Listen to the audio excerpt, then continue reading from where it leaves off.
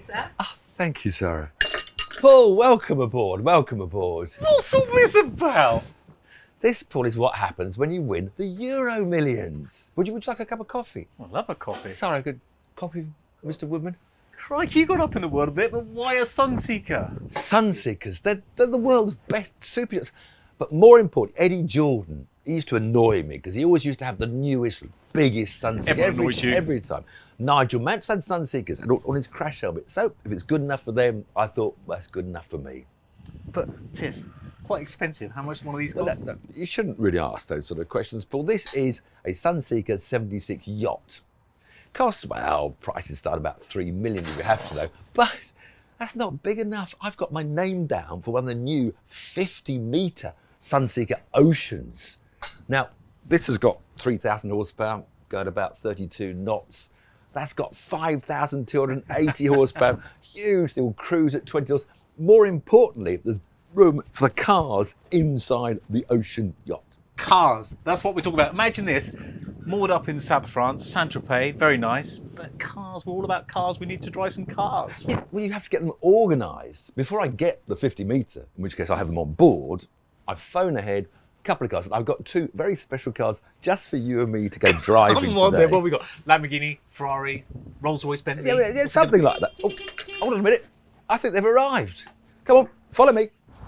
Come on, come on, come on. Ta-da! The Moke is back. Come on, Paul, fun motoring. Follow me. What do you get me into?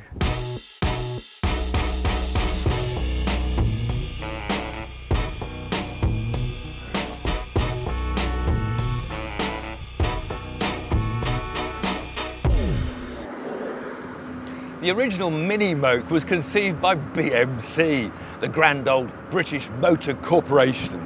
It was intended to be a military version of the hugely successful Mini that had been launched in 1959.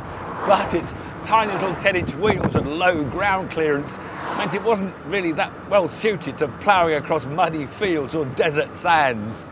They did try a four-wheel drive version. It actually had a second engine in the back, but that didn't work either.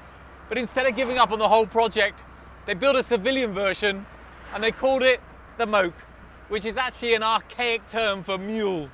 It soon attracted a cult following, and between 1964 and 1968, over 14,000 poured out of the famous Longridge plant in Birmingham. Most of them went overseas, with only 1,500 sold to the UK market.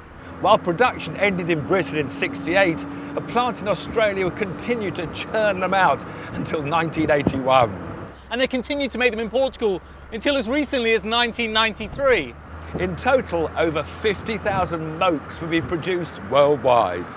They came with all the usual Mini option engines, the 848cc, the 998, the 1098, and of course, the 1275.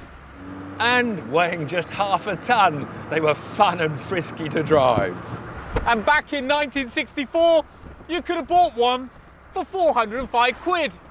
Well, now they're back, with Moke International putting the name back on the road, and Hendy Moke and Pool, the official UK distributor.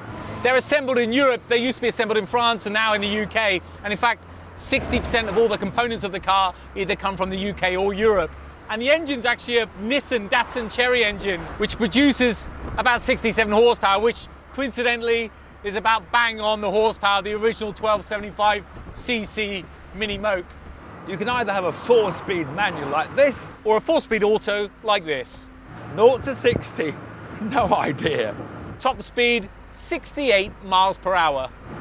With both models costing around £26,500. Mind you, I don't think you'd want to do 68 miles an hour in this. I think 40 is quite enough. I mean, look at the state of my hair. It's a bit blustery. But of course, in Saint-Tropez, you'd want that cool breeze.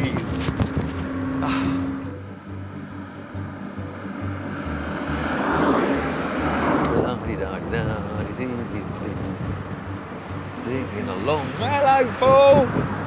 What are you doing, Paul? What do you think? They're lovely. This is fun in the sun. After you. Thank you, sir.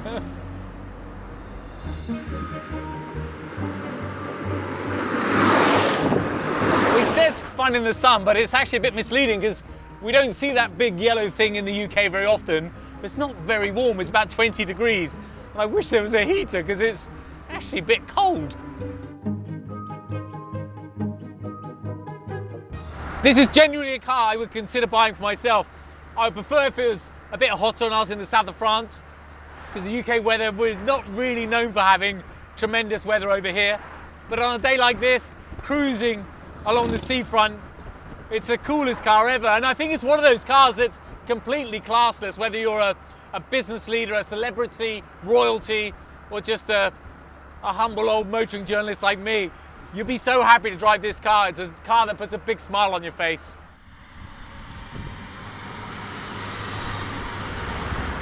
There's plenty of room as well, 4 people easily in this car. In the height of comfort, I probably wouldn't say that, but certainly the seats aren't too bad considering there's quite a bit of padding on them. But I'll tell you one thing, in the back, goodness knows how blustery it must be, because in the front, anything over 40 miles an hour, it is literally like being in a tumble dryer. You're all over the place. The wind just goes everywhere. Even though you've got this big windscreen in front of you, the wind just reverberates everywhere.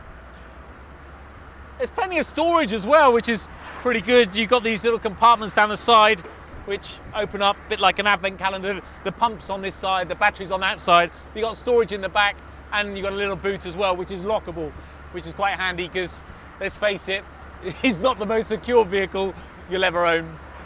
And it's just so basic in terms of what you see. It's all hosed down. You can just hose it down to clean it. It's all waterproof. You've got a couple of dials there. I have no idea what gear I'm in. There's no indicator light to tell you that the indicators are left on, so you can't hear a thing if you're doing over 30 miles an hour. You've got to hope for the best. This car's got the semi-automatic gearbox, which personally I wouldn't go for. I'd go for a manual. They're the same price, which is a little bit unusual, but it just feels like you need to be changing gear and be a bit more involved in the car. The steering, I'll be honest, feels like you're driving a boat, feels like it's the QE2. You sit very upright in this car, you know, and the steering wheel is in a very unusual position. It's definitely more of a Quasette cruiser than a car that you'll jump in to go for drives on a road on a Sunday morning. So this is a 56, which is a bright red car, and they came in so many different colors when this car was around. But now you've got 3 military style colors for the 60 version of the Moke, which I don't really think is in keeping with what a Moke's all about. It should be a fun, bright, vibrant car. But who knows what the future will hold? Maybe something entirely different. And apparently that's only just around the corner. So we shall wait and see.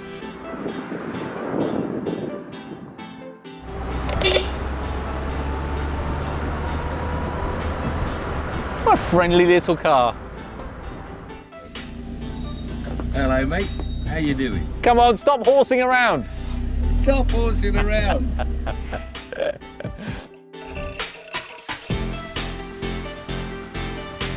In terms of style for the day, I don't think we could spend a day into such iconic cars without mentioning the most stylish thing here, which of course is Tiff's shirt. Waving at the people. Good day, sir. All right, yeah, cheers.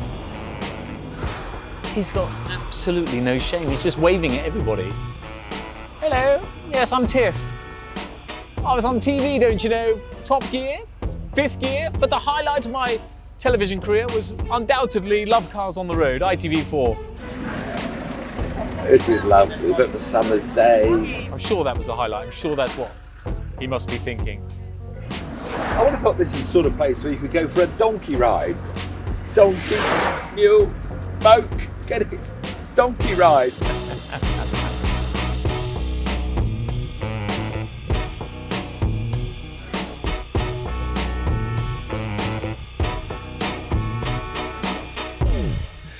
You see just how much fun was that.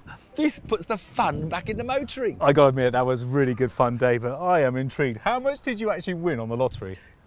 I didn't win anything on the lottery. I just told Sunseeker that so we could blag the boat for the day. You can't do that. Yeah, that's what you do these can't days. do that. That's what influencers do.